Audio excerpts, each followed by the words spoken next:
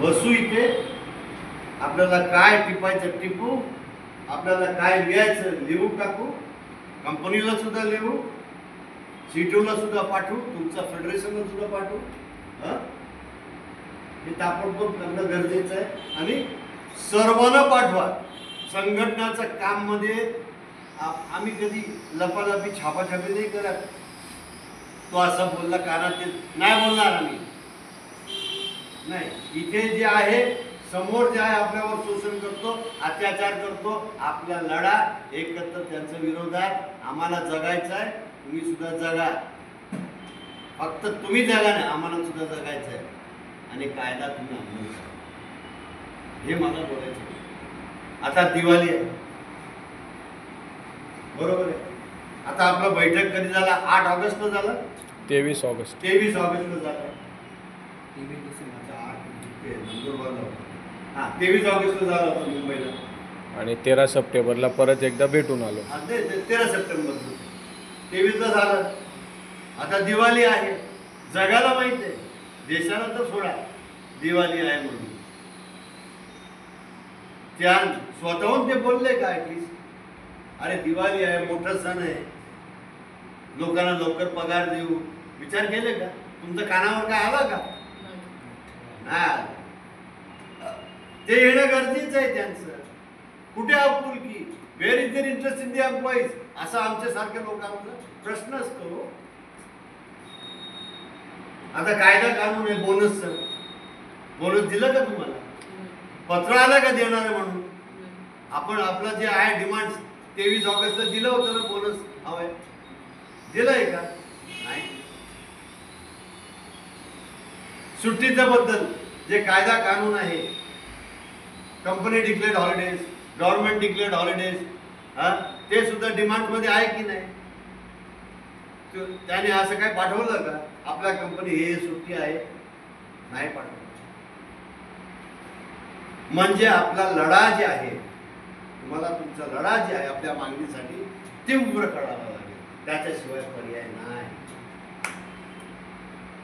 घाई नाही, तीव्र अभ्यासपूर्व जस्टिफाईड डिमांड घेऊन सर्वांना एकत्र घेण्याचा प्रयत्न करून आपल्याला पुढचं जे वाटचाल आहे ते तुम्हाला करावं लागेल, त्याच्याशिवाय पर्याय नाही.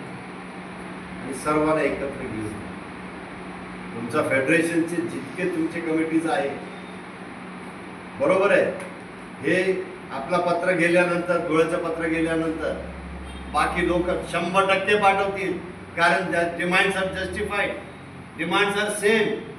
सर्व कामगार कर्मचारीचं जे आरोग्य मित्रांचं सेम आहे, ते सर्व पाठवतील, मला माहित आहे, आणि पाठवणं आवश्यक सुद्धा आहे. तुम्ही आता काय इलेक्शन्स आहे तरी सुद्धा एक प्रयत्न करा, तुम्ही तुमचं फेडरेशनचं मीटिंग लावायचं, म्हणजे ॲट द स्टेट लेवलचं एक मीटिंग लावायचं या संदर्भात, आणि एक कॉपी CITला तुम्ही पाठवा. तयारी सुरू करा, लेट इट गो. तुम्ही रेकॉर्डिंग करता आणि मी जे काय बोलतो it is not a lecture, monotonous lecture करू नका, बरोबर? जाऊ द्या. परंतु त्याच्यानंतर आपण जे आहे, जसं आम्ही विचार करतो, तुम्ही सुद्धा जे कामगार जे आहे, एज्युकेटेड जे आहे, you are graduate, post graduates, highly educated आहे आपण, आणि काम चांगलं करता तुम्ही, आरोग्याचं आहे, health of a country, health, defence, agriculture हा फार इम्पॉर्टंट ॲस्पेक्ट आहे कुठल्याही देशासाठी.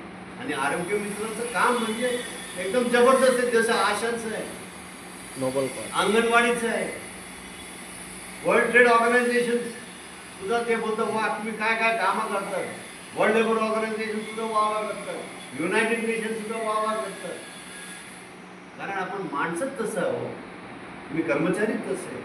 I only hope this message goes to MDI that it should take care of its employees, that they are assets. काय आहे ते?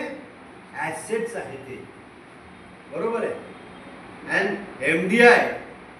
MDIचे एम्प्लॉईज आणि government and government responsibilities to the citizens of Maharashtra and India, इतका याला importance देऊन आपण 23 ऑगस्टला जे काय होकार दिलेला आहे आम्हाला संघर्ष करायला लावू नका परत. आमची इच्छा नाही परत जे मुंबईला येऊन धरणा करायचा ऑफिस समोर. आम्हाला भाग पाडू नका हे संदेश तुम्ही त्याला पाठवा. सेंड टू MD आहे पाठवू नका.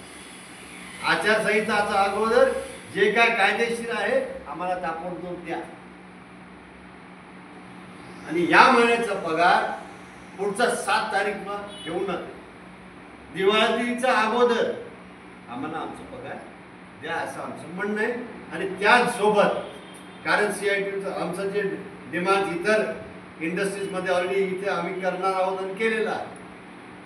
बोनस किमान 20,000 रुपये दिवाळीचा बोनस देणे त्यांना आपण रिक्वेस्ट करू. आहे कायद्याचं आहे कायद्याचे आहे. परंतु आमचं काय म्हणणं आहे 20,000 रुपये प्रत्येक एम्प्लॉईजला तुम्ही उभा करून बोनस दिवाळी बोनस द्या असं माझं स्पष्ट मत आहे.